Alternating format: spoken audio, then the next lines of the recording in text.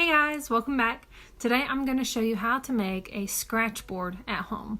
Now the only materials you really need for this are some white paper and some crayons, but if you do have black acrylic paint or black tempera paint and a brush at home, you'll get smoother, more even coverage of the black layer that will be scratched off.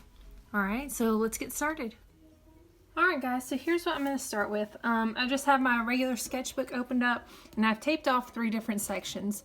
So in one section I will do just crayons, and the other I will do crayons with a layer of tempera paint and then crayons with a layer of acrylic paint on top of that. Okay, so I'm just using an assortment. There's some Crayola, some Imagine, some Sargent art brands. So it really doesn't matter what brand you use. You're just gonna choose some of your brighter colors. Okay, you want to stay away from like gray and black. Definitely not white.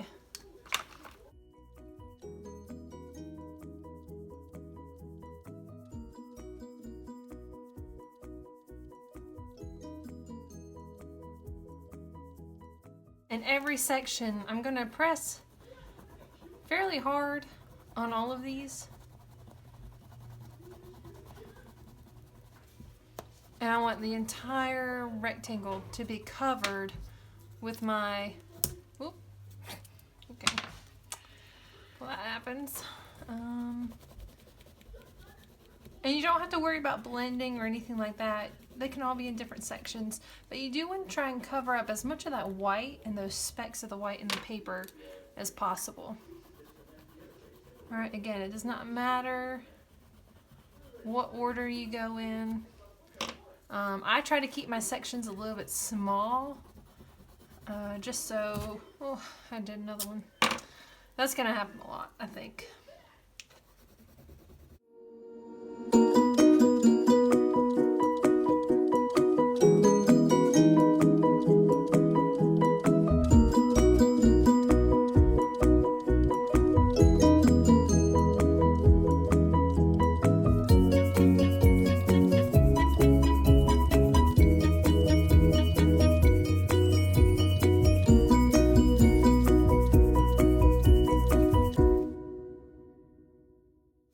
Alright, so I have all 3 of my sections colored in, and while I was at it, instead of just doing all of them with like rainbow colors, I decided to divide these 2 up into cool and warm color schemes, just to help remind some of you that reds, yellows, and oranges are warm, while the blues, greens, and purples are cools. Okay, so we'll just go ahead and see how each of these looks. Alright, now this first one that's down here, we're going to cover with a black crayon. Alright, so again, you're going to be pressing pretty hard.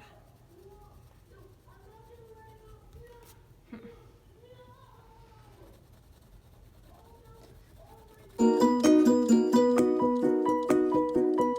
guys, so I don't know if you can see this or not on the video, but down here, the black crayon really didn't cover very well. But I used a different crayon. So the original crayon I used, it was a Crayola, but it says washable. And then the second crayon that I used is just a plain black Crayola. And I'm not sure if that is what is the main difference, but this black non-washable one is actually covering a little bit better.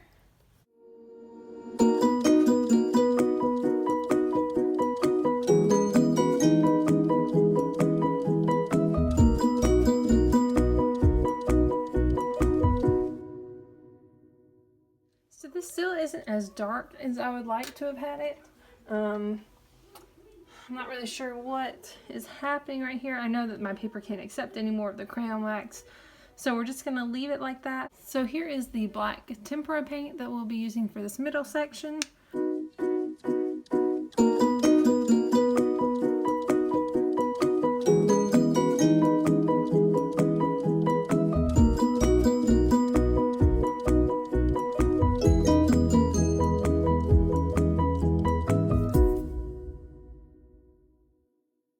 So there is my even coat of tempera paint, and then we're going to use the same brush for acrylic paint.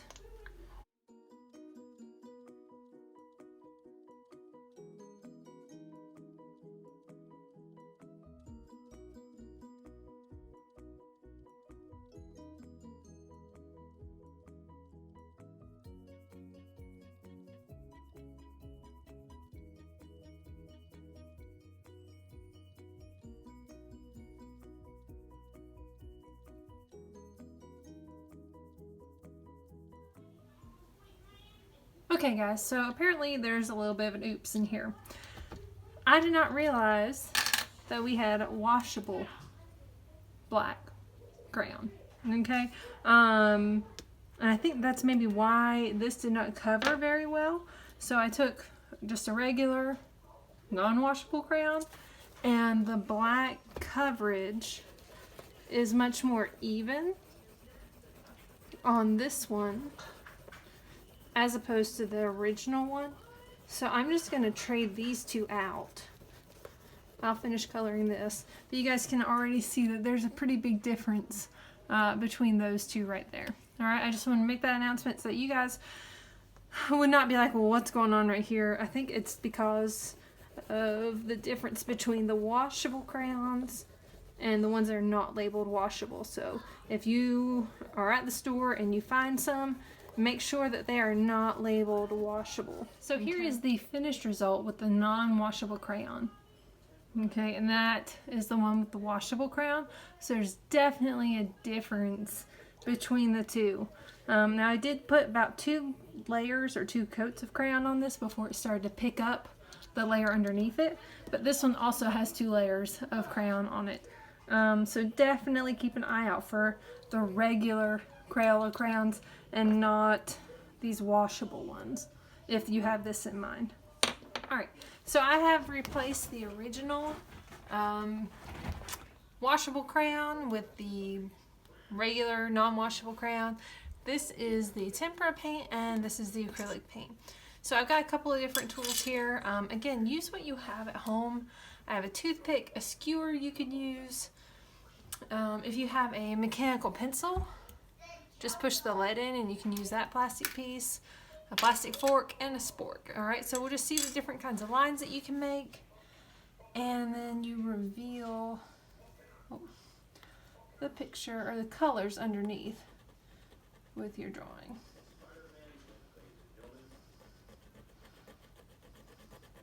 So the toothpick is really fine lines.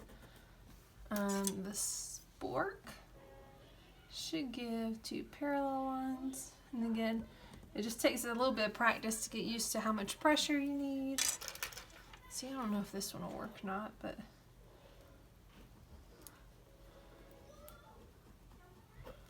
again, it's just maybe a metal fork would work better. This is the pencil.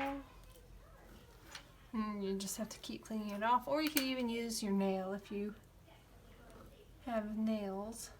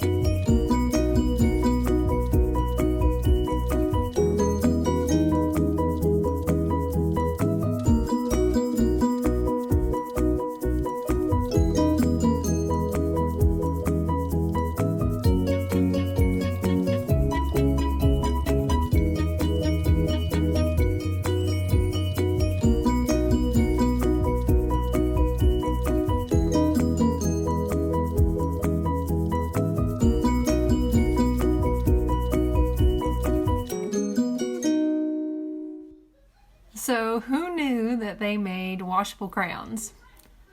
I did not. I knew that they made washable markers and washable paint, but washable crayons never... I just never even thought about that.